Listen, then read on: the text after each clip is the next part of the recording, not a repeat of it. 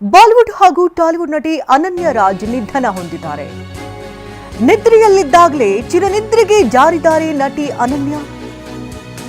ವರ್ಷದಿಂದ ದೈಹಿಕ ಹಾಗೂ ಮಾನಸಿಕ ಸಮಸ್ಯೆಯಿಂದ ನಟಿ ಬಳಲ್ತಾ ಇದ್ರು ಅಂತ ತಿಳಿದು ಬಂತು. ಮೃತಪಟ್ಟ ತಿಂಗಳ ಬಳಿಕ ಕುಟುಂಬಸ್ಥರು ಇದನ್ನ ಬಹಿರಂಗಪಡಿಸಿದ್ದಾರೆ.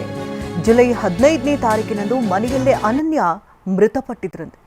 ಅನನ್ಯ ಇನ್ಸ್ಟಾ ಖಾತೆಯಲ್ಲಿ ಸಾವಿನ ಸುದ್ದಿ ಈಗ ಬಹಿರಂಗ ಆಗಿದೆ. 7 hours to go, the final exit, ghost ಸಿನಿಮಾಗಳು ಸೇರಿದಂತೆ ಹಲವು ಸಿನಿಮಾಗಳಲ್ಲಿ ಅನನ್ಯ ನಟಿಸಿದ್ರು.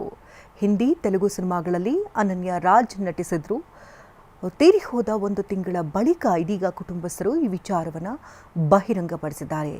ದೈಹಿಕವಾಗಿ ಹಾಗೆ ಮಾನಸಿಕವಾಗಿ ಕಳೆದ ವರ್ಷಗಳಿಂದ ಆಕೆ ಬಳಲ್ತಾ ಇದ್ರು ಅಂತ ಹೇಳಲಾಗ್ತದೆ. ಹಾಗೆ ಮನೆಯಲ್ಲಿ ಆಕೆ ಮೃತಪಟ್ಟಿರುವಂತಹ ವಿಚಾರವನ್ನು ಕೂಡ ಕುಟುಂಬಸ್ಥರೀಗ ಬಹಿರಂಗಪಡಿಸಿದ್ದಾರೆ.